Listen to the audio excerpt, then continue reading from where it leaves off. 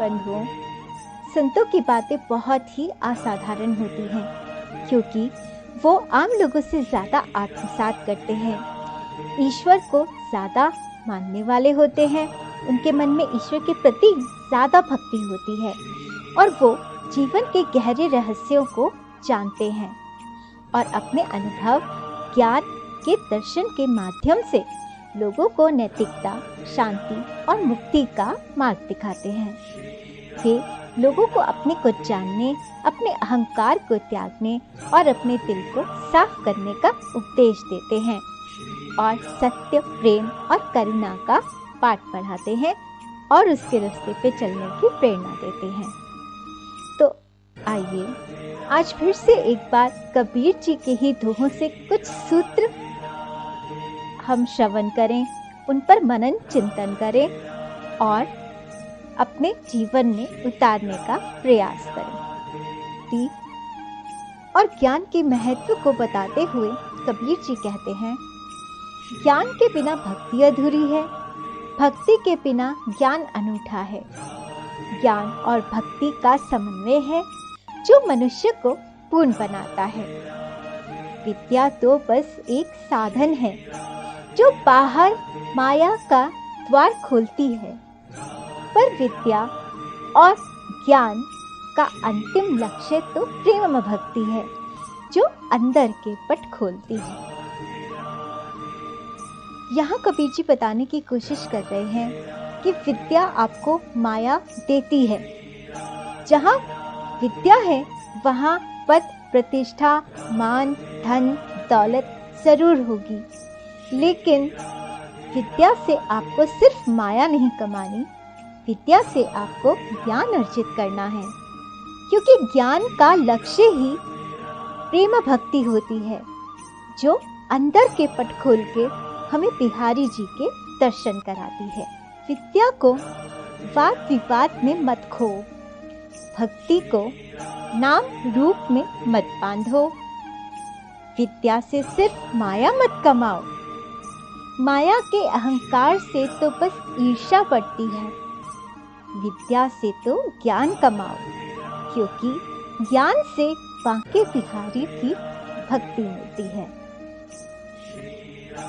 मैंने कहीं पढ़ा था कि विद्या एक ऐसा बीज है जिससे माया और भक्ति के पौधे निकलते हैं। जहाँ माया का पौधा उगे वहाँ पद, प्रतिष्ठा, धन, दौलत के फूल उगते हैं, लेकिन साथ ही अहंकार और ईर्ष्या के कीड़े उस पौधे को लग जाते हैं और काल की गर्मी से धीरे धीरे वो पौधा नष्ट हो जाता है। लेकिन जहाँ भक्ति का पौधा उग जाता है वहाँ ज्ञान और वैराग्य के फूल होते हैं। हो सकता है कि कुछ कष्टों के कांटे भी हों, लेकिन पौधे का फल है बांके बिहारी की कभी ना नष्ट होने वाली प्रेम भक्ति, जिसकी रस से भरी अमृत वर्षा में पौधा पनपता रहता है, कभी नष्ट नहीं होता। जीवन में गुरु के महत्व को समझाते हुए कबीर जी कहते हैं, जीवों की कश्तियां तैरती हैं जिस भव सागर में, डुबोना चाहती हैं वहां विकारों की लहरें उन्हें अपने में। लहरों में कश्तियां फंस जाती हैं, सही दिशा ना पाती हैं और डूब जाती हैं, पर जिसके हैं मल्लाह गुरु, नहीं डरती वो लहरों से, ना फंसती वो लहरों में। वो निम्र और भली कश्तियां लगती हैं अपने किनारे पे। तो गुरु हमारे खेवनहार हैं जो हमें भव सागर से पार करा देते हैं। जिनके गुरु नहीं होते वो विकारों के लहरों में फंस जाते हैं या फिर उनमें डूब जाते हैं। तो गुरु धारण करना बहुत ज़रूरी है। कई बार मैंने सुना है कुछ लोग कहते हैं कि गुरु की तो ज़रूरत ही नहीं है, हम खुद ही शास्त्र पढ़ लेंगे, खुद ही सब कुछ समझ लेंगे। लेकिन मेरे अनुभव से हम लोगों की बुद्धि जो होती है वो अल्प होती है। जब तक हमें गुरु नहीं मिलते तब तक वो विशाल नहीं होती, वो बढ़ती नहीं।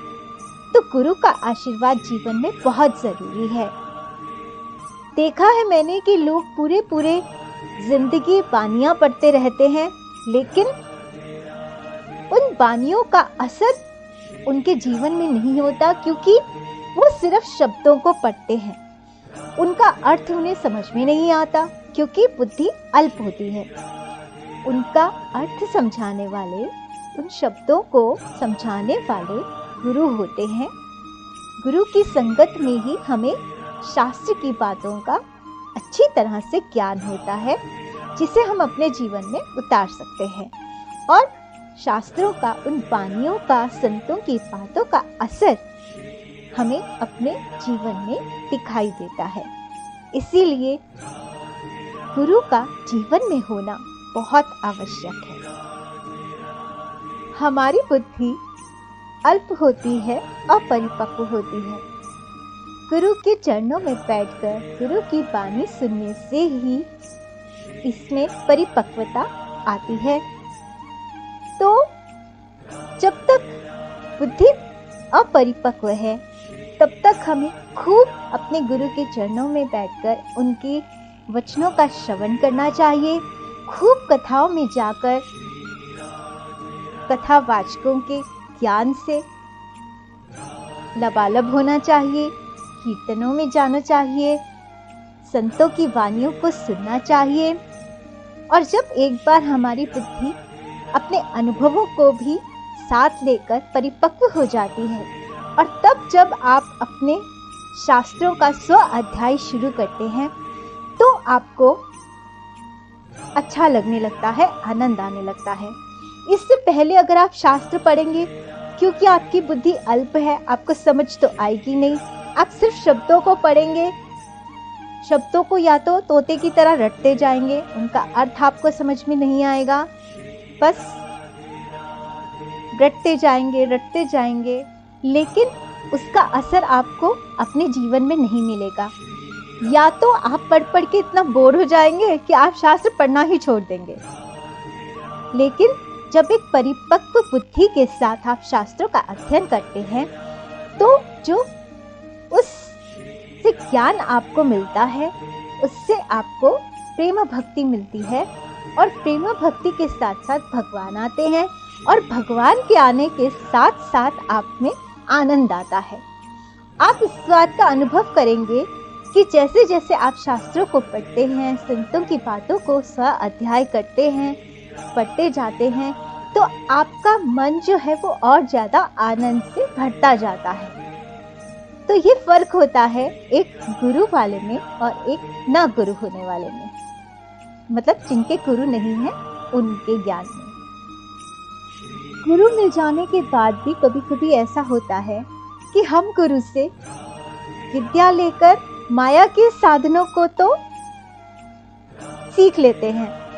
अच्छा गाना आ गया, अच्छा बोलना आ गया, कथा की बहुत सारा पद प्रतिष्ठा मान मिल गया, लेकिन दुनिया को तो हमने खूब रिझा लिया, लेकिन हमने गुरु से वो ज्ञान अर्जित नहीं किया जिससे हम बिहारी जी को रिझा सके।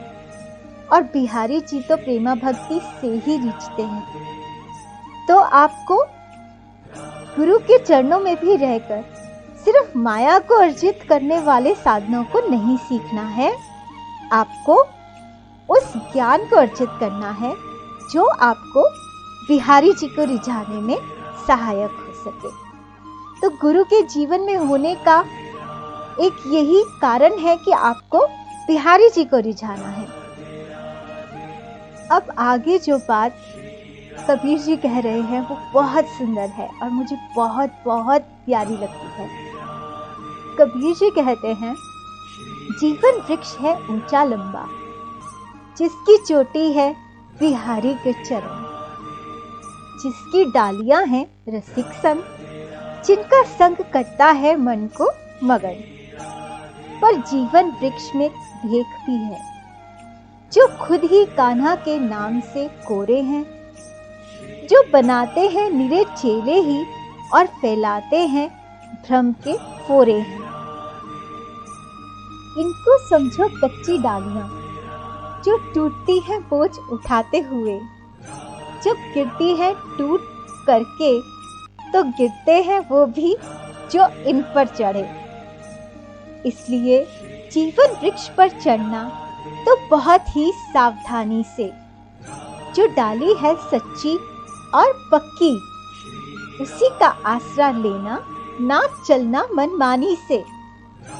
रसिक संगति करो सदा, जो देती है बांके बिहारी जी का प्यार, जो बढ़ाती है आत्मा का उजाला, जो मिटाती है हृदय और बुद्धि से विकार और अहंकार। साकत संगति त्यागो दूर। साकत संगति यानी वो संगति जो नास्तिकों की है, जो भगवान को नहीं मानते हैं या फिर मानते तो हैं लेकिन वो आपको भगवान के लायक नहीं समझते।